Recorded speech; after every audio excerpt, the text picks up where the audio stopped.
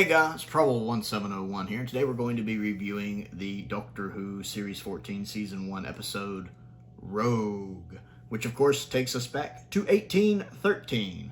Doctor Who does period pieces so well. The costume, the setting, they're really, really good at doing period pieces, so I tend to get excited when they do them.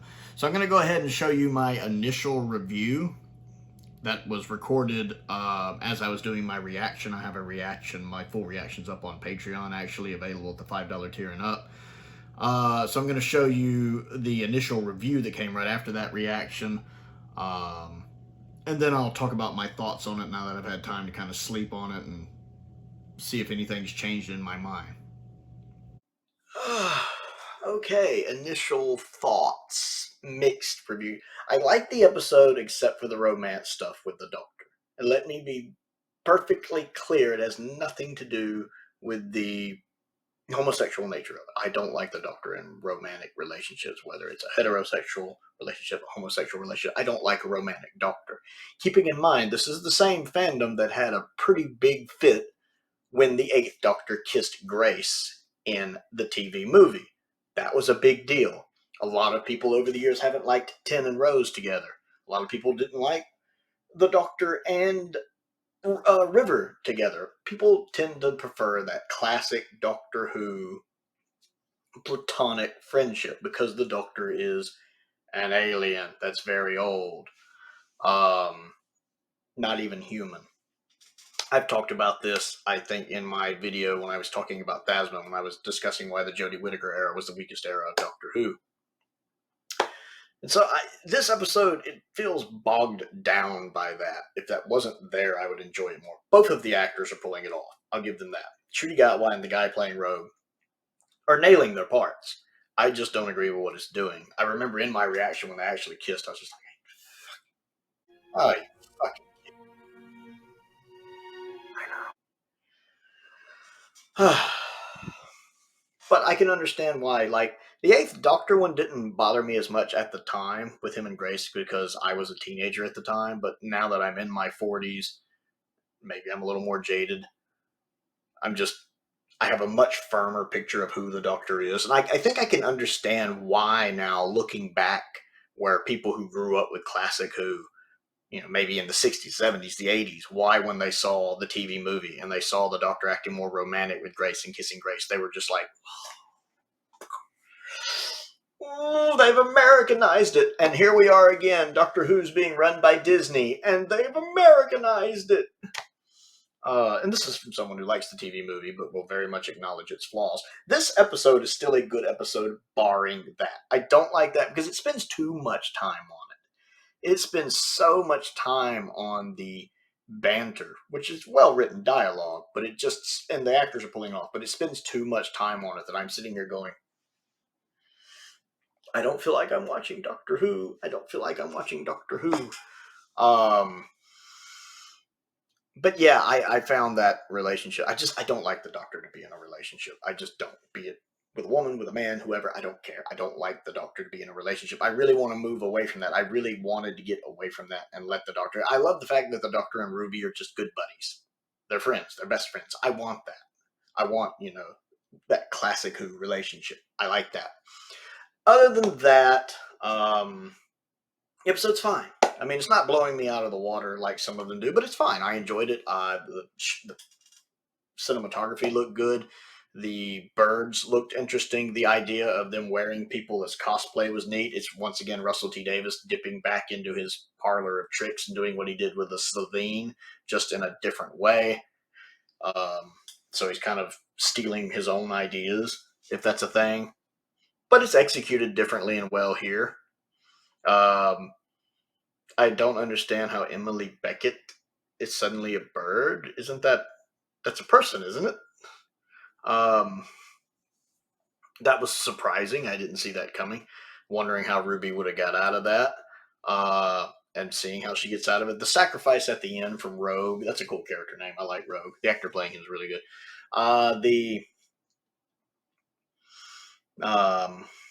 Seeing how Ruby did get out of it with the earrings. I'd forgotten about the earrings. That was pretty neat. The ending, when the Rogue guy having to sacrifice himself, I think we all saw that coming. I do love some of the things, though. They do have some fun banter between them.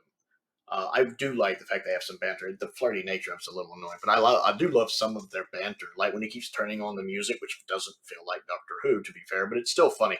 I've noticed in my reaction that scene when he kept turning on the music, I loved it and hated it at the same time because it doesn't feel like it belongs in Doctor Who at all. But it's also hilarious. It kind of reminds me of the scene in Boomtown. Again, Russell dipping into his own stuff here when he keeps making the woman reappear with the Sonic. She tries to teleport away, and he keeps doing that and irritating Rogue in this with the music turning on. That's funny. The scene when we see the other Doctor's portraits is cool. And did I see Richard E. Grant's face? I'm pretty sure I saw Richard E. Grant's face in that.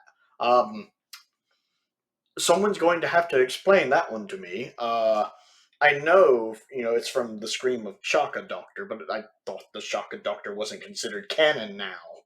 So I'm gonna need. It was cool seeing all of them like that, but I was still sitting there going, "That's Richard E. Grant's face." More info is needed. I wonder if they're going to touch on that or if that's something that never gets touched on again. I want to know now. I love the scene when the Doctor first lets Rogue in the TARDIS and Shudigatwa just has that smile when Rogue walks in. He's like, "Whoa." And I love how Shudigatwa starts singing the song from Willy Wonka and the Chocolate Factory. Come with me and you'll see a world of beautiful imagination. I love that's perfect. That is the perfect song. I'm surprised that's never happened before because that is perfect. And the fact that the velvet jacket he's wearing, which one kind of reminds me of Pertwee, but two fits with Willy Wonka's jacket, although more the modern Willy Wonka than the older Willy Wonka. But still, it fits actually. I did really enjoy that. The budget looked nice. I enjoyed that. I didn't realize some of the bird costumes didn't look as good. Like the main two looked good as birds. A couple of the others didn't look good as birds. I don't know quite where I put this. It does some things I like. It does some things I don't. Maybe a C tier story. This is one that might require a rewatch, which won't happen anytime soon. I'm just not one of these people that can watch an episode 7 times in a week. I'm just not. Or even twice in a week. Once I see an episode, I don't need to see an episode again for a while. The performances across the board, though, I thought were good. There were no bad performances. I did like the Emily Beckett. I'm still getting over that. When she's freaked out by everything that's going on, Ruby walks in the rose, and Ruby walks into the room, and she's just fanning herself really fast. I'm like, well, I was sitting in there on my reaction, going, "Well, that fan's going overtime. That fan is just." I don't know why, but that amused me. And I wonder if Emily was a bird the whole time, or if she got taken at some point, like when she got separated from all of them, like when she ran away and is separated from the group from a bit. Did she get taken then, or was she a bird the whole time? I'm curious about that as well, because it seems to me like she would have really been Emily at one point and then gets taken. That's what I think. It's the only thing that really makes sense to me, to be honest, unless she's just really in character. Yeah, God, I should have known they were going to go there and have the Doctor in some kind of relationship. I know the theories had been that him and the guy who ends up being Rogue would have a thing. There had been rumors about that. I really wish they'd get away from the Doctor being romantically attached, because the Doctor's not human. He's not going to respond to these things. The bit with him putting on the ring, in my reaction, I'm like, you just met this person. You literally just met them. You don't even know his name. It's not even a one-night stand. It makes no sense to get that attached.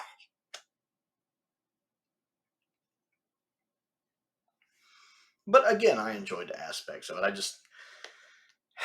This episode is frustrating because there's a good episode in there. There's a really good episode in there. It's just buried under some of the other stuff going on. But the incidental music, really good. Murray Gold does it again with the incidental music. I like that. And the performances I liked. And I guess that's just where I am from now. I'm going to dwell on it a little bit and then maybe add some to this later.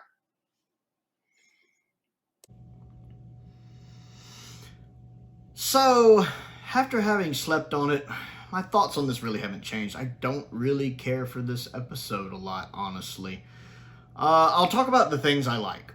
The incidental music is fantastic. I really like the incidental music. The performances are good. Jonathan, was that his name? The guy playing Rogue?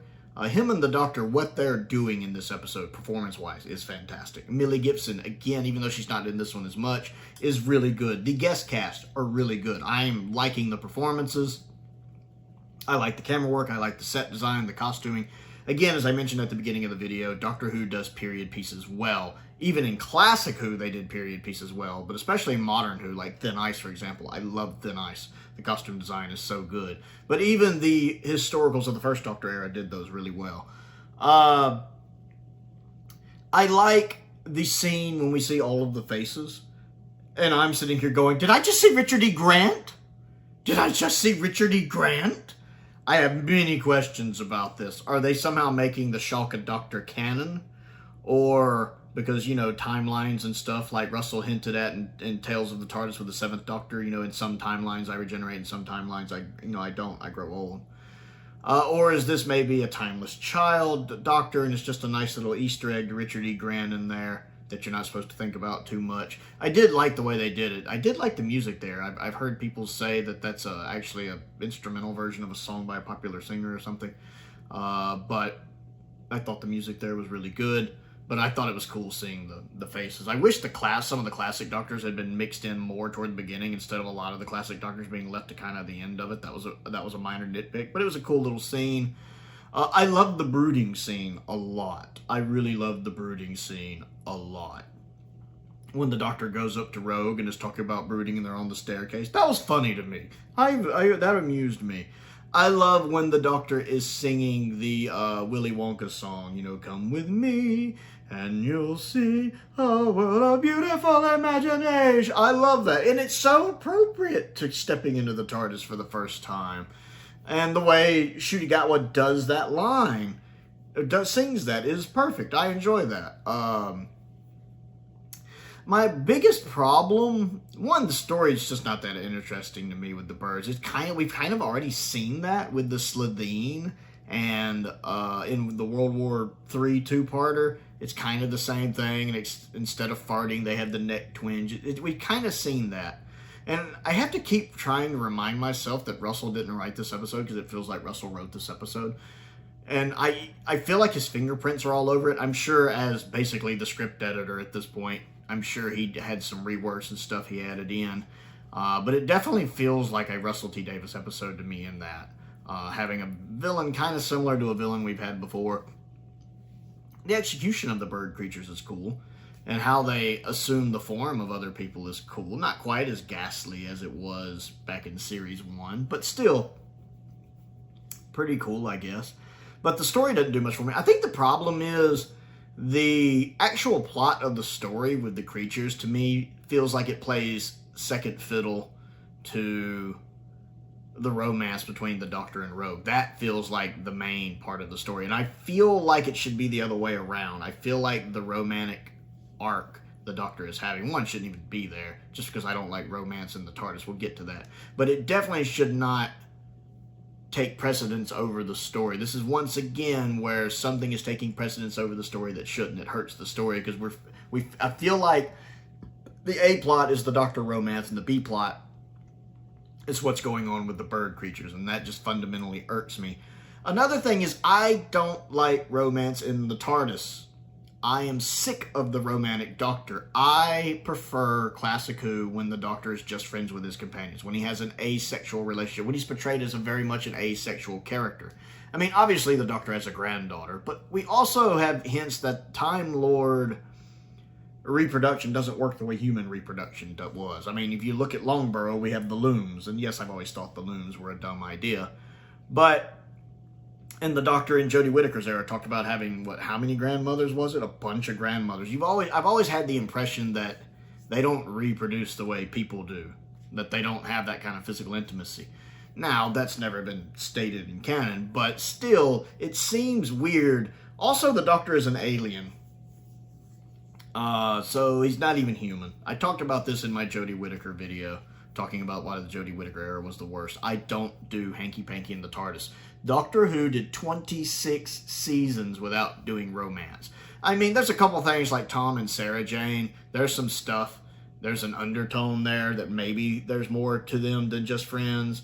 And you get a lot in The Hand of Fear when they're leaving. You can say that there's a lot not being said there, possibly. But that's very much, if you see it, you see it. If you don't, you don't. Much like the lesbian overtones in Survival that people claim are there. I can see where you could see that, but I could also see where you totally don't see that. It does it very ambiguously there, in my opinion. Whereas this is very in your face with romance and modern Who, and I'm just kind of over it. One thing I wanted to get away from was the romantic Tin and Rose stuff, and that's what this is. I don't mind occasionally when the Doctor's flirtatious, and I think it's hilarious when someone likes the Doctor and he has no idea what to do about it. Like, Amy trying to flirt with the Doctor and trying to kiss him. That's funny. It's a fish out of water thing for the Doctor. When he talks about how River was born, and he talks about how, I don't know, they don't put up a balloon or anything. You know, I love that, because again, you kind of get the idea that Time Lords reproduce differently. And then you also have him and Clara. I loved in The Bells of St. John when she's a little flirty with him, and again, he doesn't quite know what to do about it. That's what I like. Now, occasionally, he has a little flirtatious thing with someone like Madame de Pompadour, and I love The Girl in the Fireplace. I like the little bit of flirtation, romantic there, and I love it in Forest of the Dead as well with Michelle Ryan. Tin seems more suited to that for me. Again, I hate the Tin and Rose thing. The lovey-dovey, I'm all out of love. I'm so lost without you. I keep expecting an Air Supply song to play in the background with Tin and Rose. I don't like that. I like it in Forest of the Dead because it's just a flirty banter. That's fun. Almost like a little fling. One night stand. Why not? It seems a little fun there. And Tin's very suited to that. So I don't like the kind of romance they're doing with the Doctor here. And again, be it heterosexual, be it homosexual, it doesn't matter to me. I don't find one more bothersome than the other. I just don't like my Doctor being romantically involved like that. I mean, I remember the outcry when 8 kissed Grace. Now, it didn't bother me as much in the time when I saw it, but I was a teenager. Now I'm in my 40s. I'm a little more, well, I'm more open-minded in some ways. I'm a little more set in my ways than others. I'm a little more, this isn't like classical. But I can understand why there was an outcry with 8 kissed Grace. And there was. But there was a lot of unhappy people. There was talk about that, let me tell you. And a lot of you remember it as well. So a lot of people just don't like hanky-panky in the TARDIS. Now, if they had done what they did with Rogue and Ncuti here, and again, both actors are performing their parts very well. No shade to any of them. If they had done it more in just a cheeky, fun, adventurous, flirtatious manner, like the 10th Doctor and the Lady D'Souza or whatever her name is in Forest of the Dead, if they had that kind of flirty nature, that would have been fun. I would have been for that if it had just been I just met you, you seem fun, and there's a little wink and a smile flirting, kind of like Tin has with her in Forest of the Dead. I'd have been on board with that, honestly. I'd have been fine with that. The problem is, it's treated here more like the Doctor is instantly falling in love. Instantly falling in love. The way they're making googly eyes at each other, like it's love at first sight, and he's already offering to travel with him. We have, even though it's done as a distraction, Rogue proposing to him. We have the Doctor putting on the ring at the end. And the symbolism of, I'm so in love, even though I just met this person an hour ago and don't even know his name. And they even say it, I don't even know his name. And I'm like, you're in love already? What are you, 12? It's like, you know, you see these people, it's like, we've been dating for 2 days and I'm in love. They're the one. Are you kidding me? You're grown. Not a 12-year-old. Is this middle school? That's the problem, is that it's treated like, oh, I'm in love. I'm going to spend my life with you. We're going to dance among the stars. And, you know, you see that at the scene at the end when they're kissing, and I'm sitting here going, I'm all out of love. I'm so lost without you. I want somebody to do a YouTube dub where they're playing All Out of Love over it in the background. Life is not an Air Supply song, folks. I love Air Supply. I own their greatest hits, a physical copy and a digital copy. Love Air Supply. Beautiful music. Life is not like that. And so that whole, it's the way the relationship is done. It's like the almost exact opposite of Thasman, where Thasman never got any development. It never really went anywhere. It was crammed in at the 11th hour. Whereas here, you get all of it in the span of 45 minutes. All of it. And he's in love. He already feels like he cares more about Rogue than the 13th Doctor ever cared about Yaz. I need some consistency, people. I don't mind the fact that his flirtatious manner is with a guy. Because, I mean, if you've been paying attention at all, the 15th Doctor is more coded towards liking men. I mean, it hints at that a lot. Even in Dot and Bubble, when he's a little flirtatious with Ricky September. It's fine. I've caught those little things. So it has nothing to do with the gender. I just am over the Doctor being romantically inclined. I wanted to get away from that. I wanted to get back to the Doctor just going on adventures.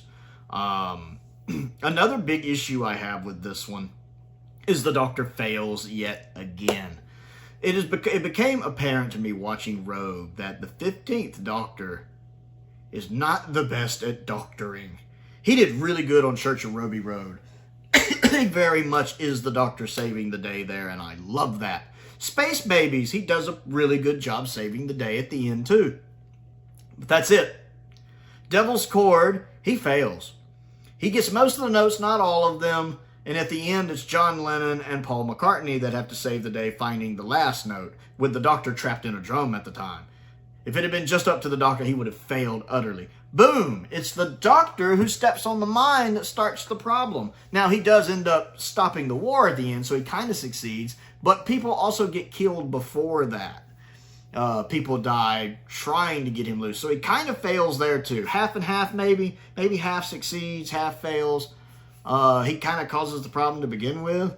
Well, not the problem, because that was already going on that planet anyway. But he's the one who sets off that mine. So, I guess at the end he succeeds. 73 yards. Him stepping on the fairy circle could be what caused the events set in motion in that episode. It's a little ambiguous what's going on in that episode. But him stepping on the circle and disappearing could be what started all of that. So he fails. Dot and Bubble, he fails. Now, that's not his fault. That is not his fault. It's because the people he's trying to save turn out to be awful people. And there's not much he can do there. But still, he does not save them at the end of the day. He does not save them. He fails in Dot and Bubble at the end. It's not his fault, but he fails. And then here, he fails. He sets up a trap, but he can't do it because it's Ruby. And so, Rogue has to save the day instead. It's another instance of someone has to come press the button for the Doctor because the Doctor can't do it. It's not the first time this has happened. This has happened in Modern Who a lot. Instead of the Doctor almost sacrificing himself, instead he almost has to sacrifice Ruby, which I could see him more hesitant to do than himself. To be fair, that's very in character for the Doctor, where he would hesitate to save to lose one of his companions over himself. But we saw that in the Suntaran two-parter with Tennant, where he won't press the button and the other guy has to Sultar high it for him. We saw that in the Timeless Children when, you know, the old dude had to come take the button away from 13 and press it for her, even though he gets shot 50 million times somehow and still manages to press it. Don't worry about it. Don't worry about it. Just ignore that. Once again here, somebody has to do it for him because the Doctor can't press the button, and God bless it, he starts crying again. What is with this Doctor and crying? He does it twice.